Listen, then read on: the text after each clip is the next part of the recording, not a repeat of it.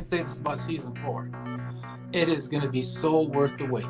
Nowhere, actually. A wrecking machine. I'll take it. I'm still figuring out my own style, Mark, actually. It was great. It took 2 minutes and I had to answer, yeah, go for it. Are you sure you're not interested? I was like, don't ask me again. I can't refuse it twice. In Holland, in one country.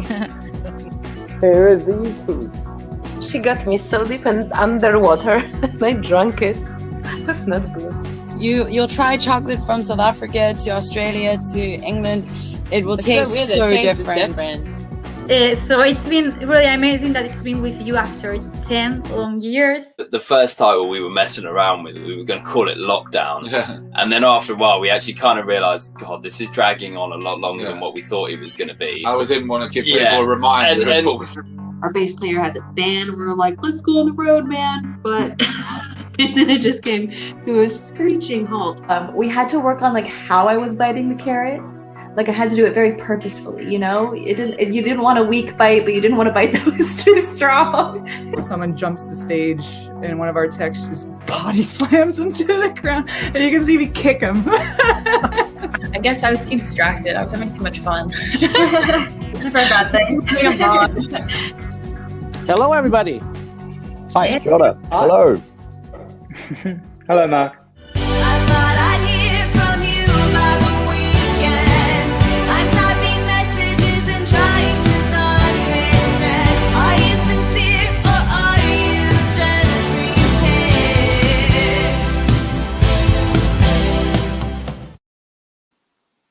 Good afternoon, good evening, good morning. I'm Mark Sugiyama from Eclectic Arts, based here in Seattle, Washington. Thank you so much for joining me on this Wednesday, April 21st, 2021. That's what we have going on, but let's get to my interview this afternoon. Yeah, because it is 12:05 now. My guest today is a synth pop band from California. They have a new EP coming out called Home Anywhere on May 14th. Please welcome to the Eclectic Arts virtual studio, Liz and Paul from Sunset Lines.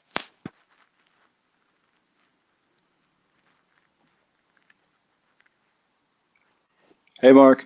Hi. Hi. So happy to be here. Thank you for joining me. How are both of you? Good, and happy hump day.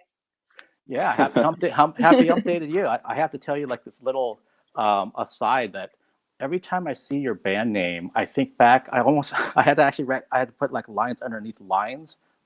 But there's a bowling alley that I used to go to called Sunset Lanes. So every time I see it, I keep thinking Sunset Lanes, Sunset Lanes. Like, oh no, it's Sunset Lines. So luckily I got it right, I think. That's awesome. I would love to do a photo shoot there. we also had a discussion in the early days that we should have made it Sunset Lions and not Lines, but that was a missed opportunity. That's what everybody thought it was. They're like, oh, Sunset Lions. And we're like, that's actually such a cooler concept than what the name actually is. But we had committed at that point. We had stickers. There was no going back. So.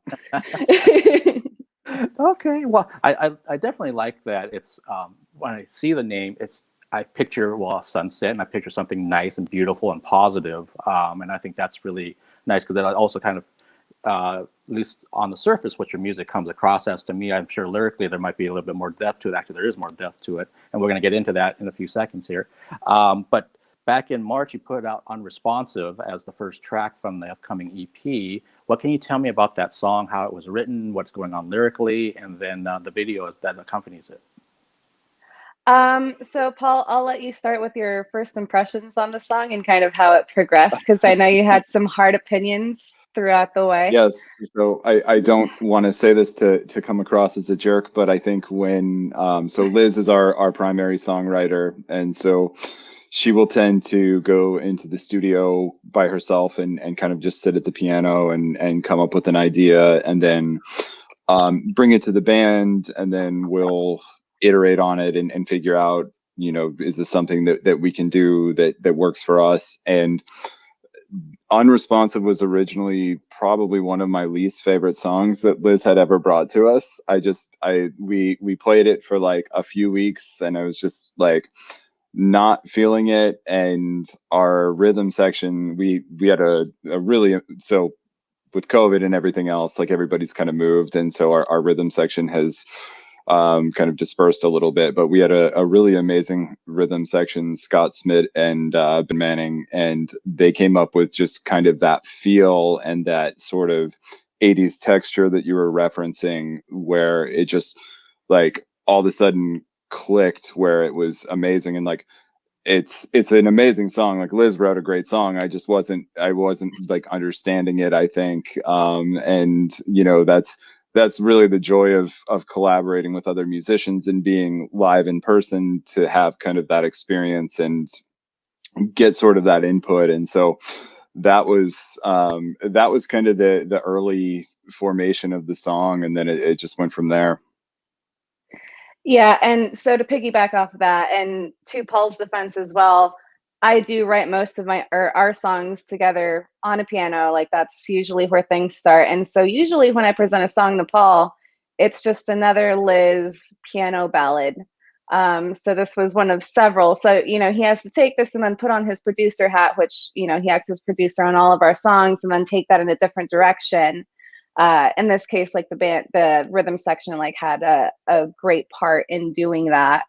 But yeah, no, it was really fun to see how the song progressed. For me, how I wrote the song, I wrote this when I was pretty fresh out of school, and I was applying for a bunch of jobs, and I kept on like getting this initial great feedback. And, you know, after getting my hopes up and putting like all this like kind of time and effort into establishing this relationship, suddenly like they wouldn't even turn me down, they would just ghost me. And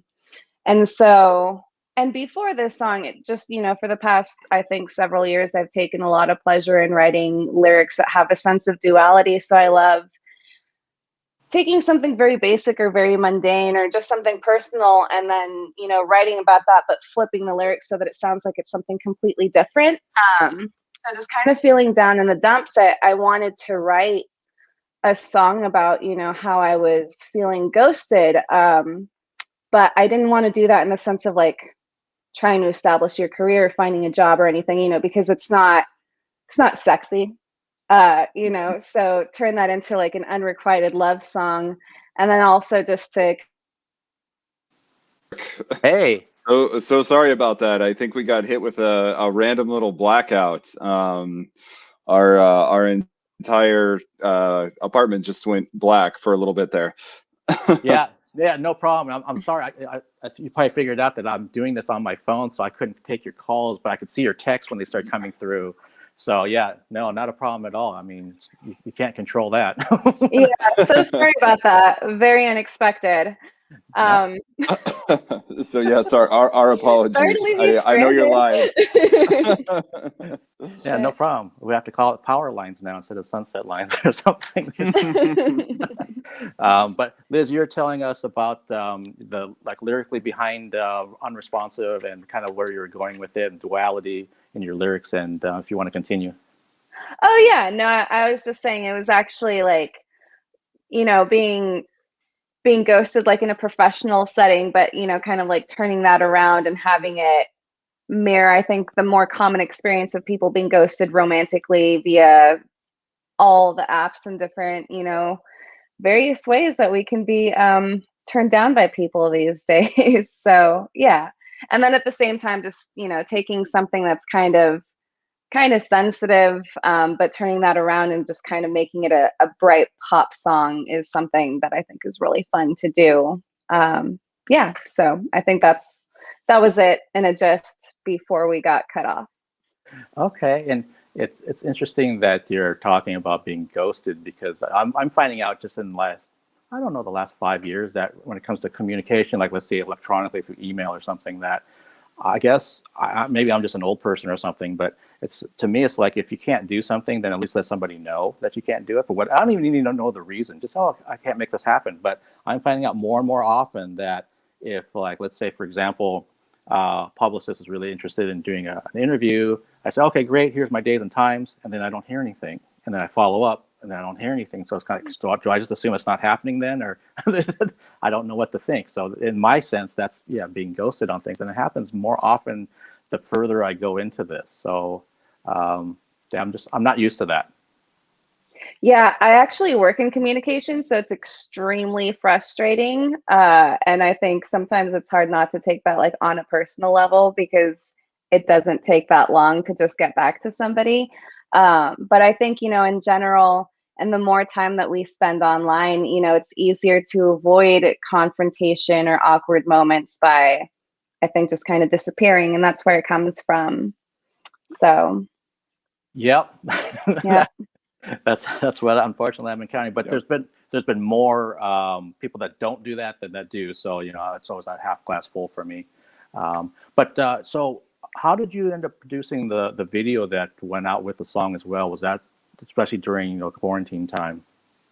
Yeah, so actually Frank Dorr has been on our radar for a long time. He's worked with a lot of great Bay Area bands, and so we actually knew him before. Kind of, towards the beginning of 2020, we were starting to finish putting the EP together. We were gaining momentum and kind of getting ready to plan how we wanted to package this up and put it out there. And so we reached out to Frank, and in April of 2020, we were actually going to shoot Unresponsive. And then, obviously plans changed, and we had to put it off indefinitely. It wasn't until the fall that we were, I had at this point gone to visit my mom in SoCal and come back, and it's like, well, you can drive, pretty safely from NorCal to SoCal. And so we just opened that conversation back up. And everybody was just super stoked to take part in something collaborative and creative like this. I think it had been a really, really long time for everybody involved. So everybody was down. It happened pretty quickly. We had like 2 or 3 planning sessions, I think, online over Zoom. And then next thing we knew, we were driving down to LA. And it was great. Everybody was super safe. We all had COVID tests, beforehand, afterwards, temperatures were being taken, but I think it was a really great creative release for everybody involved, but also definitely a learning experience for all of us to figure out, how we can still collaborate and create safely in this new environment.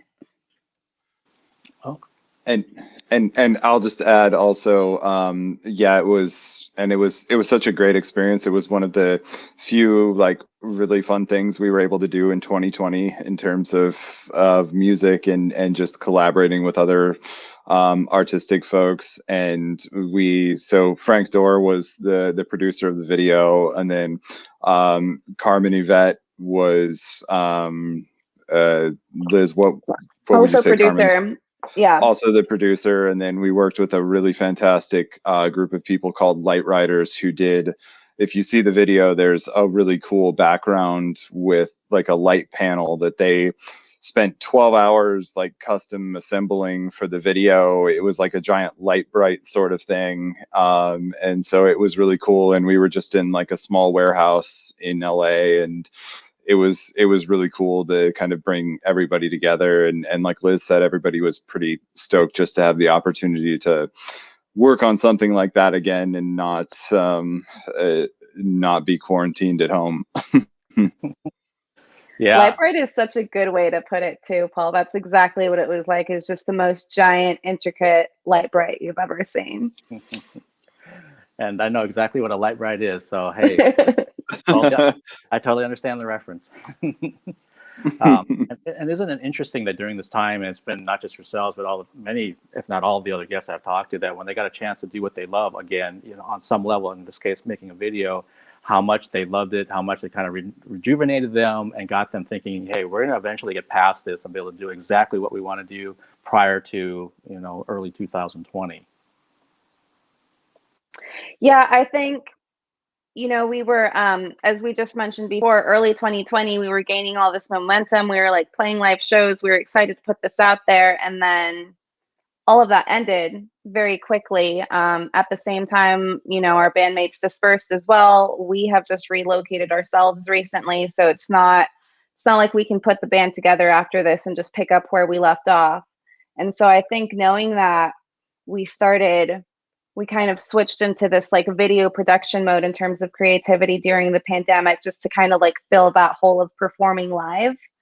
I think we're still, because of, you know, how dispersed we are all now, and, you know, just kind of seeing how things are reopening, we're trying to figure out what that's going to look like moving forward in terms of like performing live. I mean, I think we'll see, but for now, I know that Paul and I have had a lot of conversations about, you know, for now at least, and perhaps for the foreseeable future, you know, these video outputs that we're doing may be like our best form of being able to, I guess, to like translate that performance aspect of the band until we know what next steps are. Yeah, that makes sense. I think there's still for your band and for a lot of other bands, a lot of question marks, and similar things have happened where, because of circumstances, band members are no longer in the same areas that they were, and now they're you know, halfway across the country sometimes. And so how do we get things back together? And do we do live streaming in the meantime? Or do we just try to figure out who's in the band and who's not in the band? And there's all kinds of things that kind of have to filter through, unfortunately. So having said that, though, do you have another music video in the works or in the planning stages then? So we do have a music video that is gonna premiere tomorrow, actually. Week after tomorrow, actually. Oh, is it that April 30th. Ooh, whoops. Okay, my bad. Sorry. But so for our next single that we're gonna put out from the EP, we actually went and did self footage on iPhones of areas around Santa Cruz. So we went to the boardwalk and we went to the beach, and it's the song is fairly dark thematically and also musically, and it was a really cool opportunity because the boardwalk was completely empty because it wasn't open. And so, I mean, you could still walk on the boardwalk, but there was nothing open, so there was no one there. So we have all these really kind of eerie shots of us on the boardwalk that you would never get any other time, because normally the Santa Cruz boardwalk is just packed with people. And then we also went out into the forest and into kind of like a couple mini waterfalls and stuff. And so it was really fun for us to film all of that on our iPhones. And then we got Frank Dorr, who did the other video, to do the editing and put the video together. And so that's going to come out next week, and additional videos maybe TBD, but excited to have two out there. We've never really had videos before, so it's been kind of a fun experience.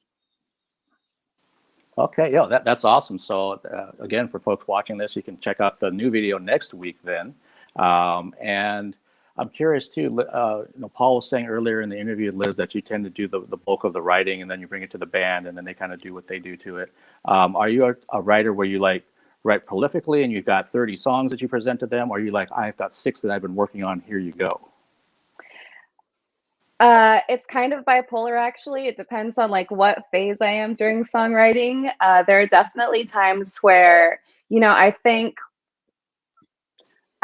Paul kind of acts as a gatekeeper, or at least before, when we had like the full band, like I would present songs to him first, and then between the two of us, we would kind of figure out like, all right, like this could have a life within the band, or like maybe this one doesn't quite make the cut. Unresponsive snuck through there somehow, fortunately.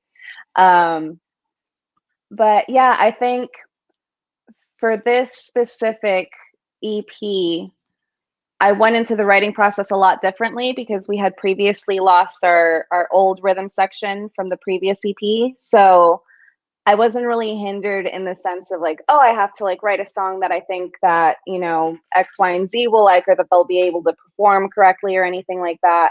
But at the same time, it was a lot more raw because it was just kind of like just me writing all this music by myself without really knowing where it was going to go or what it was going to sound like. So I started exploring a new style of writing, which is now expressed in this EP. But I think I probably went through about 6 or 7 songs before we hit Phototaxis, which was the first song of this new batch that made it into the EP. But after that, the songs were pretty focused, and I would say it was kind of towards the latter of what you were saying, that after I had nailed down the sound and the feel of it, I started bringing forward a lot more specific songs to follow the flow of the EP that I thought would actually make it into the final cut of the finished product. Okay. And so, Paul, when that happened, when you were presented with these songs that eventually made the EP, what are you looking for from the music? Just something that resonates with you and then you build from that, or is there something else you're looking for from a production side, or both? Yeah, it's usually just does it kind of resonate, click with me, and like, does it sound like something that is kind of in our style and in our vein? And I think sometimes that's to our detriment, because like I mentioned with Unresponsive, you know, when I first heard it, I didn't like it, and then it turned out to be an amazing song, and like that was totally on me. But so yeah, I'm listening just kind of for something that clicks. And I think Liz is giving me a little too much credit, because I think the two of us will often then, once she has an idea, sit and work and figure out, and I'll play guitar or bass or synthesizer, and she'll play it on piano, and we'll just figure out, does this sound like something that we can make work and that we can bring to kind of the broader band? And so it's still very much a collaborative process, but Liz is definitely the engine that drives most of it. But I'm just kind of looking sonically, is this something that sounds like we could make kind of fit into the feel that we've developed? And is this something that sounds like Sunset Lines, I guess, is what I'm thinking about. Okay. And so like with this new EP, did you go into a studio? Did you do a home studio recording? Both? How did this come together then? So we met, Liz and I met back in 2014, right when so she responded to a Craigslist ad that I had looking for a keyboard player. And that was for our old band. And so she responded to that. And that was right when we moved into our new practice space. And then, so Liz and I have been collaborating kind of ever since, even though that band imploded. And then we started Sunset Lines, kind of coming out of the ashes of that. But so over the last 7 years, we were building that studio up and just slowly kind of acquiring all the things that we needed to do that on our own. So this was the first time that we actually had the opportunity to have everything that we needed in terms of gear and synths and like recording equipment and everything else. And so we actually recorded it all in our own little studio, and then we took it to our friend Sean Paulson at Different Fur in San Francisco to do the mixing, and then had it mastered externally. But it was really fun to be able to do it kind of all on our own and not go into a studio, because with a studio there's so much pressure, and I think there's, you know, obviously you're paying a lot of money to be there, and there's time limits, and everything has to be perfect pretty quickly. And this was an opportunity to just tinker and probably a little too much, but I think ultimately it was a pretty liberating experience to be able to be the people that had kind of all the creative decisions, or making all of the creative decisions, and not worrying about how much time it took to go and redo a part or change a part. And I think that's also like kind of what allowed this EP to breathe more so than any of the material that we've worked on before is, you know, to Paul's point, we weren't paying for time in the studio. We weren't in a hurry. So I could take 40 takes until I was blue in the face to get the one that sounded exactly right. Or me and Paul could experiment and, you know, try the same song in 2 or 3 completely different styles to see like what kind of feel was actually the right fit for it. So it was a completely different experience from like all of the recording projects that we had done before. And I think that really, really shows on this album. And he did a great job. So it doesn't sound like a DIY project to my ears, or I think to a lot of people's ears. Ask Sean Paulson, he might think differently.